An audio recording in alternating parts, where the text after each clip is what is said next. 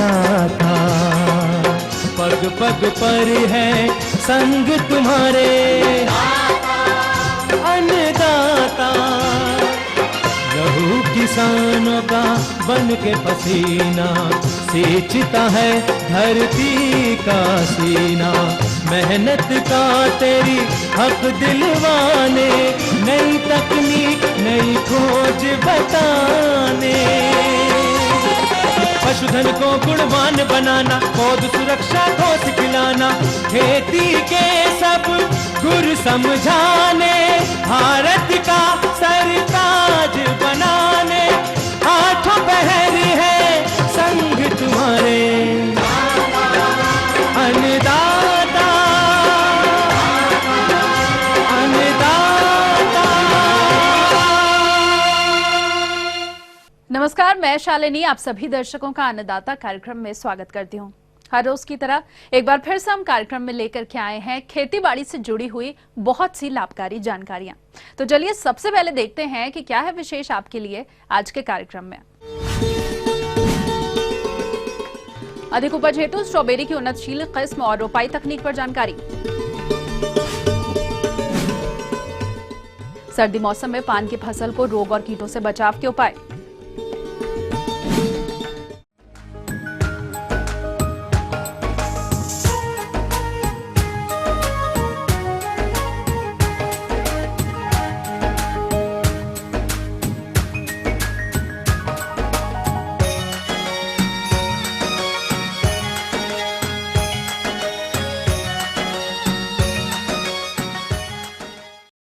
हमारे प्रदेश के जिन किसानों ने स्ट्रॉबेरी की नर्सरी डाली थी वो अब रोपाई योग्य हो गई होगी। तो तैयार स्वस्थ पौध का खेत में रोपण करते समय किन किन बिंदुओं को अमल में लाएं ताकि इस फसल में गुणवत्ता युक्त अधिक फल आपको प्राप्त हो सकें, इस विषय पर विस्तार से जानकारी दे रही हैं बिहार कृषि विश्वविद्यालय साबौर की कृषि विशेषज्ञ डॉक्टर रूबी रानी।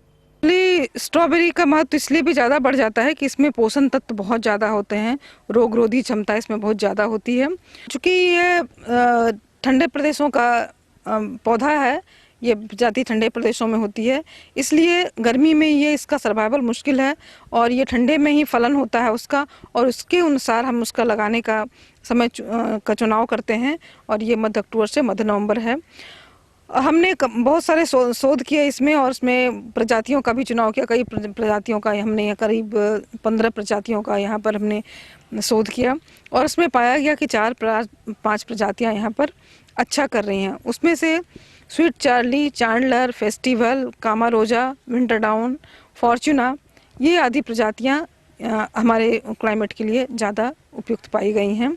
बेड बनाने के पहले हम आपको बताना चाहेंगे कि इसकी खेत की तैयारी की जानी चाहिए और जब भी आपका लगाने का समय है उसके कम से कम 20 से 25 दिन पहले इसकी 2 जुताई करें, एक गहरी जुताई और एक हल्की जुताई। और जुताई के समय में ही इसमें 20 केजी नाइट्रोजन, 15 केजी फास्फोरस और 20 केजी पोटास की मात्रा प्रति एकड़ दी जानी चाहिए।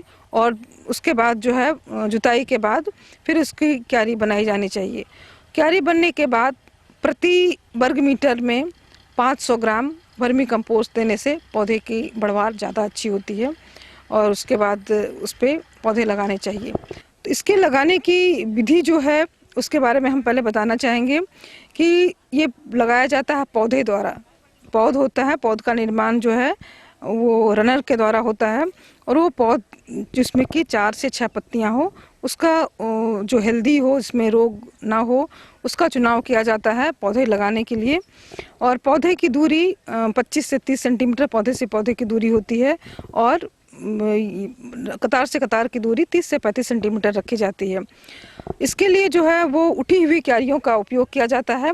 वो उठी हुई क्यारियाँ जो है 30 से 35 सेंटीमीटर ऊंची होनी चाहिए और 1 से 1.25 मीटर चौड़ा किया जा सकता है। अगर आप 1 मीटर चौड़ा बेड करते हैं तो उसमें 2 पंक्तियाँ लगेंगी। अगर आप 1 मीटर 1.25 मीटर तक ले जाएंगे तो 3 पंक्तियाँ भी उस पर लगाई जा सकती हैं। लेकिन पौधों से पौधे की दूरी वही 25 से 30 सेंटीमीटर और कतार से कतार की दूरी 30 से 35 सेंटीमीटर रखी जानी चाहिए। अगर ड्रिप इरिगेशन का हम लाइन बिछाते हैं तो ये उसकी लाइन पंक्तियां, ड्रिप इरिगेशन की पाइप जो है इसके किनारे से जाती हैं और ये 1-2 बेड लगाने पर दोनों के किनारे किनारे जाती हैं। लेकिन अगर आप 3 पंक्ति लगाएंगे तो ड्रिप इरिगेशन की जो पाइप है वो इस दोनों के बीच में एक जाएगी और इस दोनों के बीच में भी एक जाएगी। इस तरह से ड्रिप इरिगेशन पे आप बिना अतिरिक्त खर्च किए 3 पंक्तियों को भी एक बेड में मेंटेन कर सकते हैं। अगर आपको सिंचाई की सुविधा ड्रिप इरिगेशन से देने की नहीं है, उपलब्ध है, तो आप इसका फ्लड इरिगेशन से भी कर सकते हैं। लेकिन इसमें बहुत ज़्यादा जो है मॉइस्चर की आवश्यकता नहीं होती है, इसलिए बेहतर है कि फव्वारे से सिंचाई आप इसकी करें। अगर आप फव्वारा सिंचाई कर सकते हैं तो वो करें, नहीं तो आप जो उसका कैन रहता है, कैन में पानी भर के आप फव्वारे विधि से ही, उसके कैन से ही आप इसको जो है फव्वारे की मेथड से इस पौधे के आसपास पानी डालें। स्ट्रॉबेरी के उत्पादन में इस बात का ध्यान रखना आवश्यक है बहुत ज़्यादा आर्द्रता नहीं रहे, और इस तरह से आप फव्वारे से पानी दे सकते हैं। और आर्द्रता बहुत ज़्यादा मेंटेन नहीं रहना चाहिए, बहुत ज़्यादा भींगा हुआ नहीं रहना चाहिए, और नहीं तो वो उसको नुकसानदेह होता है उसके लिए। इस तरह से आप फव्वारे से भी इसकी सिंचाई कर सकते हैं, और हमेशा पूरे ग्रोइंग पीरियड में भी आप फव्वारे से सिंचाई कर सकते हैं अगर आपके पास सूक्ष्म सिंचाई की सुविधा उपलब्ध नहीं है तो। एक चीज़ और आती है इसमें कि मल्चिंग की इसमें बहुत ज़्यादा आवश्यकता होती है, क्योंकि इसके फल जो हैं वो मिट्टी में लगे रहते हैं, और पकते पकते अगर आप किसी तरह का मल्च ना दें तो पकते पकते आप जो है उसका ख़राब हो सकता है। इसलिए ये आवश्यक है कि किसी न किसी तरह का मल्च दें। बेहतर होगा कि आप प्लास्टिक का मल्च दें, लेकिन अगर आपके पास प्लास्टिक का मल्च उपलब्ध नहीं हो तो आप पुआल का भी मल्च दे सकते हैं, चाहे वो गेहूं का स्ट्रॉ हो या फिर पैडी के स्ट्रॉ हो, उसका भी मल्च के रूप में आप उपयोग कर सकते हैं। तो इस तरह से इसका विन्यास करते हैं। दूसरी बात हम बताना चाहेंगे कि पौधे लगाने के पहले इसको उपचारित किया जाता है, और उसके उपचारित के लिए बेविस्टिन या फिर कार्बेंडाजिम की 2 ग्राम प्रति लीटर की मात्रा में घोल तैयार किया जाता है, और उस घोल में उसके जड़ को 2 से 3 मिनट तक उसको डुबा के रखते हैं। उसके बाद उसकी रुपाई करते हैं। रुपाई के समय में इस बात का भी ध्यान रखा जाना चाहिए कि उसका ऊपरी भाग जो जहाँ से नई पत्तियाँ मूल वृंत निकलते हैं वो भाग जो है ज़मीन के ऊपर रखा रहना चाहिए, वो ज़मीन के अंदर नहीं रहना चाहिए, अन्यथा पौधे का नुकसान हो सकता है। और जो हमने विन्यास बताया पौधे का, उस विन्यास के अनुसार जो है 20 से 24 हज़ार पौधे प्रति एकड़ लगते हैं।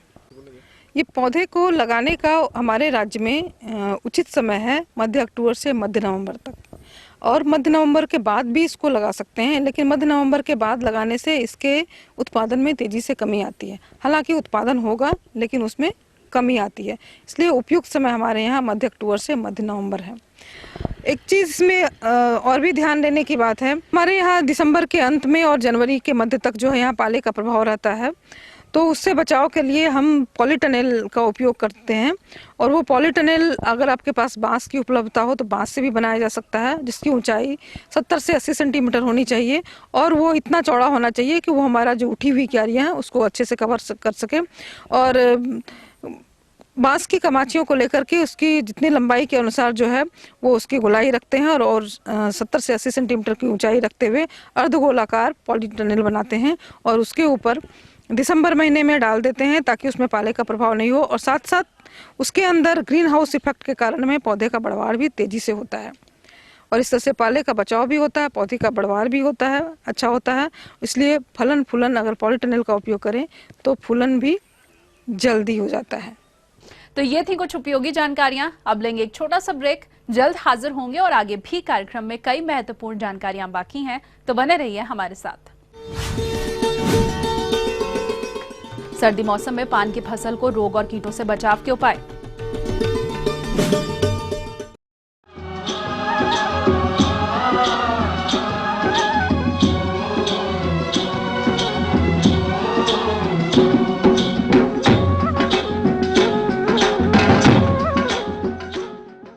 ब्रेक के बाद आप सभी दर्शकों का स्वागत है, और चलिए अब रुख करते हैं अगली कड़ी की ओर।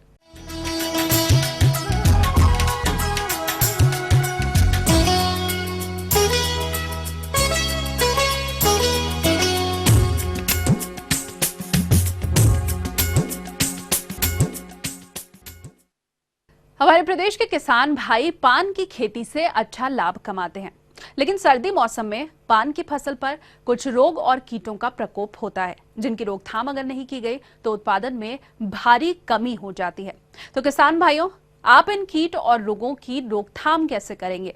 इस विषय पर जानकारी के लिए हमारे बीच उपस्थित हैं जिला मधुबनी के एक विषय विशेषज्ञ संजीव कुमार झा। पान उत्पादक किसान बंधुओं के लिए यह जाड़े का समय आपातकाल का समय कहा जाता है। इसमें पान पे पर्ण दाग पड़ने शुरू हो जाते हैं, तना में दाग पड़ने शुरू हो जाते हैं, जड़ गलन की शुरुआत हो जाती है। कुछ कीटें ऐसी हैं जो पान के पत्तों को नुकसान पहुंचाती हैं, खासकर उसमें लाल मकड़ी, माहू, मीलीबग ऐसे कीटों का भी आक्रमण होता है। किसान बंधुओं को इन सबों के लिए समेकित प्रबंधन करनी चाहिए। सबसे पहले तो हम जाड़े की फसल में पान के पौधों को कम से कम 10 दिनों से अंतर पर हल्की सिंचाई लगातार होती रहनी चाहिए।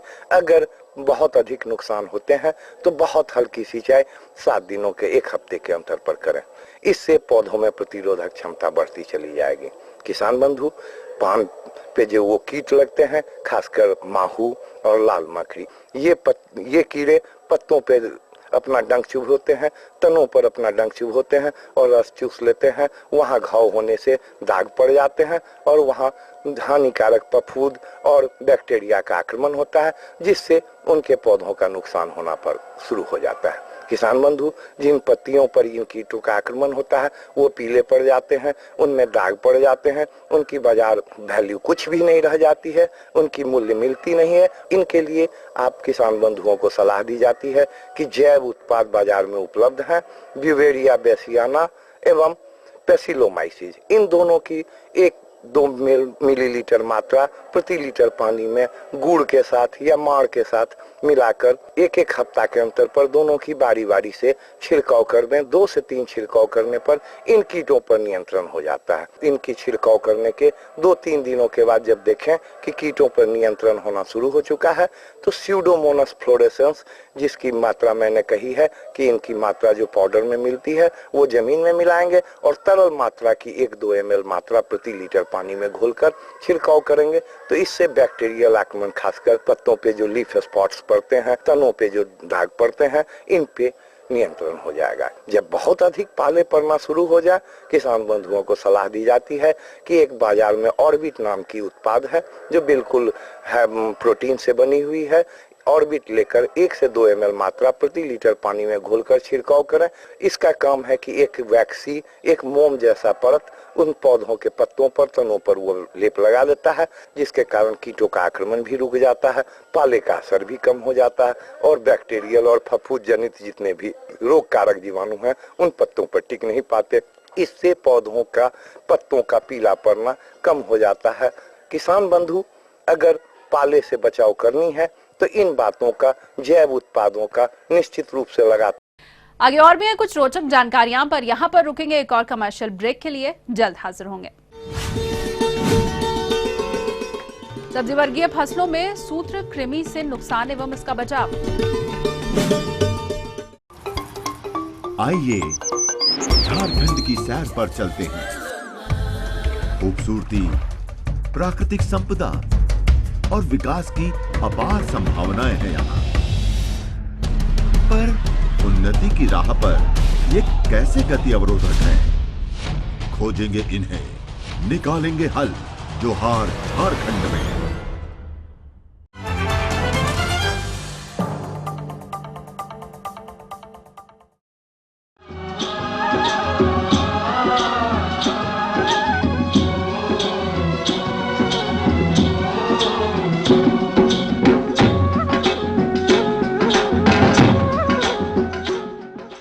ब्रेक के बाद एक बार फिर से आप सभी दर्शकों का अन्नदाता में स्वागत है। बढ़ते हैं अगली प्रस्तुति की ओर।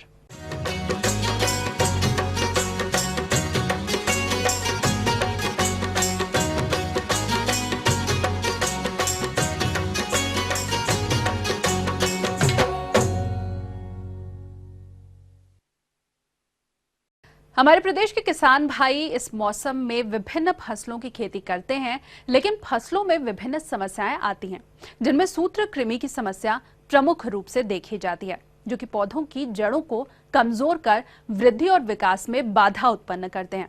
तो किसान भाइयों, इस समस्या का निदान आखिर क्या है, इस विषय पर संपूर्ण जानकारी दे रहे हैं जिला कटिहार के एक विषय विशेषज्ञ सुनील कुमार। एक तरह का एक कीट है जो कि सॉइल से संबंधित है, मिट्टी से संबंधित कीट है, जिसका भोजन जो है मुख्य रूप से ये इसी समय के आधार पर होता है, जिसमें मॉइस्चर वगैरह जब बढ़ जाता है, मॉइस्चर और ह्यूमिडिटी जब बढ़ती है तो इसका प्रकोप ज़्यादा मात्रा में आता है। और ये सिर्फ लतर वर्गीय ही नहीं, ये आपका टमाटर में भी आ जाता है, ये आपका मिर्चा में भी देखेंगे, ये आपका जो ब्रिंजल जो बैगन है उसमें भी ये आता है। ये जो नेमाटोड होता है ना, ये लतर वर्गीय पौधों में खासकर ज़्यादातर आता है। जैसे ही ये फूल और फल की अवस्था में आता है वैसे ही इसके जड़ों में जो है गांठ बनने लगता है, और गांठ बनने से है इसका जो रस का जो विभिन्न शाखाओं में जाना चाहिए वो रुक जाता है, अवरुद्ध हो जाता है। तो अवरुद्ध होने के कारण जाहिर सी बात है कि फूल की संख्या में कमी आएगी। प्लस देखिए इधर के आपका जो पत्ते पर इस तरह से किनारे किनारे इस तरह से ये सब इसके सिम्टम हैं, जिसके कारण कि ये लक्षण बाहर से आप प्रतीत कर सकते हैं कि इसमें नेमाटोड है। और इसका जब जड़ से निकालेंगे तो आपका जड़ जो है उसमें स्वेल किया हुआ गांठ बना हुआ मिलेगा। देखिए इस पौधा में ये जो खीरे का पौधा है इसमें देखिए ये नेमाटोड का अटैक है। इसमें देखिए ये जड़ें कितनी सॉफ्ट हो गई है, टूट जा रहा है आराम से। इसका देखिए ये जो स्वेल किया हुआ है, चूँकि इसमें कोई शक्ति नहीं रह गया, शक्ति अवरुद्ध हो गया, बिल्कुल इसको खा के जो है बिल्कुल बेकार कर दिया है।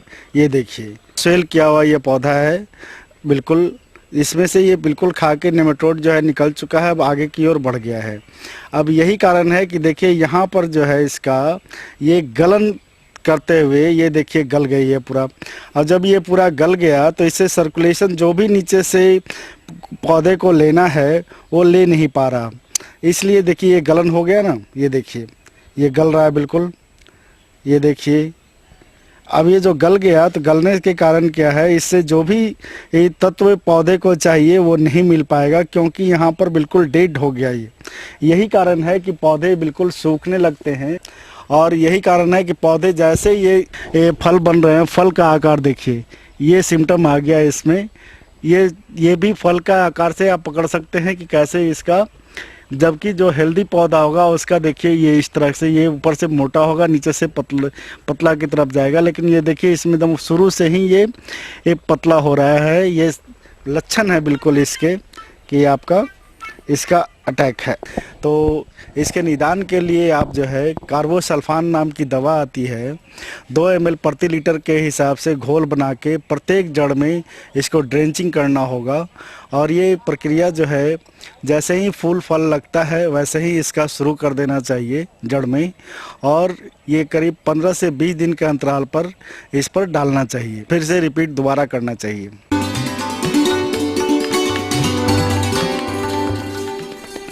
अन्नदाता हेल्पलाइन निशुल्क फोन संपर्क सेवा के माध्यम से आपके द्वारा पूछी गई समस्याओं में से एक या फिर 2 महत्वपूर्ण समस्याओं को हम अपने कार्यक्रम में शामिल करते हैं, और इसी के तहत आज की चयनित समस्या और उसका जवाब इस प्रकार है।